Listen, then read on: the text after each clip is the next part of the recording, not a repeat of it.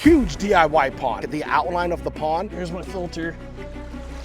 Hey, where the hell are you? It's gonna be a spawning ground. This thing is here. What's this contraption? A huge pond liner. Hana Hui A Maui.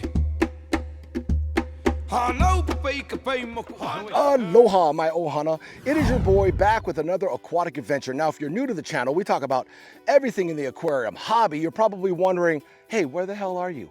I'm not in a construction zone, all right? I know it may look like it. You see a bobcat back there? You see an excavator back there? Well, I'm at my boy Michael's house. Yes, he's building a humongous man-made pond that he's gonna stock catfish, and he's gonna stock it with bass and all types of fish. So I'm giving you guys an update on his huge DIY pond. I know a lot of you guys are always asking me, hey, what's going on with Michael's pond? This is the video, man. If you're new to the channel, this is the perfect opportunity to subscribe. Hit that subscribe button. Next to that subscribe button is a bell.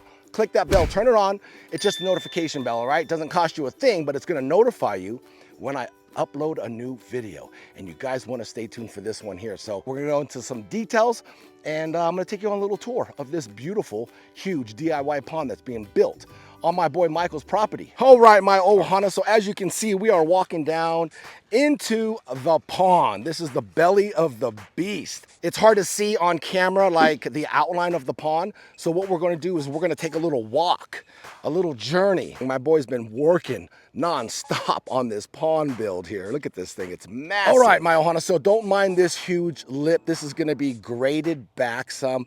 This is the main lip right over here of the pond, just so you guys know. It's gonna be coming through here, and you can see the lip going through here. Now these sticks here, we're gonna walk the perimeter of it right here, okay? These sticks, that little pink ribbon right there, that's the water line, okay? So my boy Michael wants to go, what is it, Michael, 2 feet above the water line here on the brim? Yeah, so approximately about 2 feet? 2 feet of freeboard above the water. Above the water line. So water line's there. He's gonna be about 2 feet above the water line up here, just so you guys know, so you guys have a better understanding. But as we walk here, the perimeter, this thing is ginormous. He's done so much work on this thing, man. I also flew the drone over the pond, so you guys will get a better idea on how massive this thing is. As you can see, he's got his excavator here, and the cool thing about it is it's a one-man show. My boy is doing his thing solo, man. Look at this. It's so impressive, man. He's got the whole lineup here. Here's more of the brim of the pond, just so you guys know. And we're just kind of cruising around. He's got another marker here where the water line's going to be. That little pink ribbon right there is the water level. And yeah, as you can see, a lot of this dirt's got to be coming out. He usually do about 7 hours of digging, and then he'll do another 7 hours of moving the dirt and getting it out of here. So all this here is just pathways so he can get in and out of this hole here. So a lot of piles of dirt that he's got to move out of here. So he's in the process of doing that. Once we get out of his hair, that's what he's going to be doing. So look at this thing. It goes around here, and it's going to go around this corner here. So you guys have a better understanding on how massive it is. But I love the way he's shaping it. And the cool thing is he's just doing this thing like freestyle. I was calling him the Eminem of pond builders. But I know something about you. You went to Cranbrook. That's a private school. Because he's just freestyling as he's digging. So he didn't have like a guideline on how big or wide or the shape. He had an idea in his brain, but he wasn't sure. But he's just kind of shaping it. It goes around all the way to that side. But you see all this dirt in here? This is all getting moved out. So the next time we come here to shoot this thing, it's going to be so much more, I would say, appeasing to the eyes, so you guys can get a better imagination of what it's gonna look like. Because right now you're just looking at a bunch of rock and you're like, I don't get it. How is this gonna be a pond? All this is gonna be gone. And then you're gonna see more of the shape as it comes to life. We are literally on the other side of the pond now. So right here is the brim. And this area here is going to be more of a shallow area. So it's going to be a spawning ground. So it'll be about 2 feet deep, and then it'll go out there. But the cool thing about my boy Michael, if you guys didn't know, he's an avid fisherman. So he's going to stock this thing with catfish, largemouth bass. So he's able to fish in his own pond, and he understands how fish react. So he's building these points that come out to a tip, and that's where a lot of the bass like to hang out because they're ambush predator fish, right? He's gonna know exactly where the fish are going to be. Michael's actually taking the steps in his own hands, and he's actually already constructing this pond so he knows where all the fish are going to be. It's gonna be really cool build once it's all done. We were just standing on that side over there. But yeah, this thing is massive. So he's got a point coming out right here, and there's another point right over here. So what he's thinking about is doing a bridge from this point to that point when it's done. And when you have a bridge or a structure like that, fish love to hang out underneath it. And it's definitely something that will be awesome for the pond. So like I said, you can see this is one of the points. It comes out, and it's hard to see with these rocks and everything, but all this, like I said, is gonna be gone. And then it goes down here. We're just kind of cruising, taking a walk through Michael's DIY pond. Now check it out. If you guys want to see the beginning stages of this build, I created a playlist titled Michael's Bass Pond. I'll leave a card right there, the right-hand corner. Click that card, all right? Just binge watch. I think there's like, I don't know, 3 videos I think I have in there, and this one might be the 4th.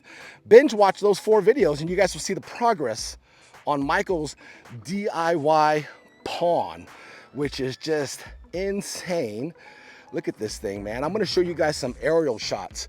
Check out the drone shots of Michael's pond. You're gonna see how big it is from above, and it just shows you guys a bird's eye view of what this pond is going to look like when it's done. Now you're gonna see some of the edges and whatnot, and you can kind of see with your eyes what it's going to shape or what it's going to look like once it's done from the aerial shots that I have on the drone. As you can see, yeah, I took the drone up high so you can get a really good view of this pond. And it was the first time that I got to see the pond from the sky, and it's just insane how massive this thing is. And the most important thing is he's doing this by himself, man. This is a solo job. I always got to add that, because normally a team of like 30 guys would be in here just doing it. And my boy is doing it solo. So it's super impressive, but insane drone shots, right? The whole perimeter, you can see his property, how big it is. Massive DIY fish pond. I can't wait to come here and fish it. I mean, look at it. It's just massive. I couldn't believe how big it was once I was looking at the drone footage. So now you guys know a little bit more in detail about Michael's pond. And you guys are probably wondering, how the hell is he gonna fill this thing up, right? I mean, he's not gonna stick a garden hose in here and probably take a year and a half to fill up. But I'm gonna show you guys, because I know you guys wanna know, how he's gonna fill this entire pond up. So we're gonna take a little trip to the top of the hill where his water is gonna be feeding into this gigantic pond. We're up on the hill, and he's actually gonna talk about where he's gonna get his water from to fill this bad boy up. So check this out, it's super interesting. All right, Michael, what's up, man? We're up on the hill here. Now explain to the people what this thing is here. What's this contraption, man? So there's canals and flumes that come down from the Sierra Nevada mountains, and the water that comes down through the mountains feeds all the farmland. I just happen to have a 11-acre piece of property that's zoned ag residential. This is the main way all the farms in Northern California get their water. So wow. What I do is I buy a water allocation. I have 4 miners inches of water. So I have a 3-inch pipe that comes out of this flume, and the water is gravity fed down to my property, which is about 100 yards from here. Way down over there, guys. And what's nice about this water is it's clean, and it's a cooler temperature, because it gets, into the hundreds here. And I know the pond is, water temperature could be 80s, 90s. This water coming out of the canal is probably in the 60s. Yeah, it's super cold. Nice. Ideal for the fish that you want to stock in the pond. Yes. What I have to do every couple days, I have to come up here and I have to clean a filter in the canal. And this is crazy. Yep, just like 1800s. So that's the filter, huh? Yep, here's my filter. Dude, that is crazy. So this technology was back in the 1800s, huh? Yep. That's how they measure the water, miners inches. So This is the water that's gonna. Wow, so this is gonna feed down to your property, huh? Yep. The water, wow, that's wild. That is crazy, guys. So if you guys were thinking that Michael was just gonna throw a garden hose in that big old hole and fill that pond up, that's not the case. He's got this coming in probably, I don't know how many gallons per hour this thing's gonna be pumping down into the pond, but it's gonna be crazy. It makes it a lot easier as far as worrying about evaporation. My plan is to put a float valve on the pond. Oh, for sure, yeah. So it automatically comes on, but you know, I've literally have as much water as I need. You know, all the water that's bypassing my filter is going into the river and out to the ocean. Wow. All right, so if you guys are wondering where the water's coming from, my boy Michael has pretty much an unlimited supply of water, huh? Pretty much, yeah. And then you guys are probably wondering what's gonna hold the water. Is he gonna use like a clay-based soil? No, he's not. He's actually gonna use a liner, yeah.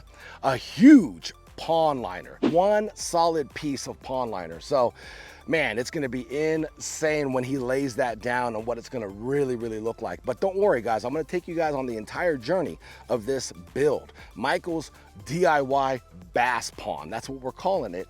It's going to be insane. I just keep looking over there. It's just crazy to be down inside like the guts of this thing and then just seeing it looking up. I just can't believe like this is gonna be full of water one day. And don't worry, man, we're gonna come here, we're gonna fish, we're gonna catch some slobs inside here. I can't wait though, it's gonna be so fun. So you guys are probably wondering, when is Michael's DIY bass pond gonna be finished? So he's looking to add water spring of 2026. That's when it's going down. So stay tuned on this journey, my ohana. Like I said, go check out Michael's DIY bass pond. Check out the entire playlist that I created. I hope you guys love this update. I'll see you guys in that next video, right? Take care, my ohana. Much love and aloha. Hana Hui A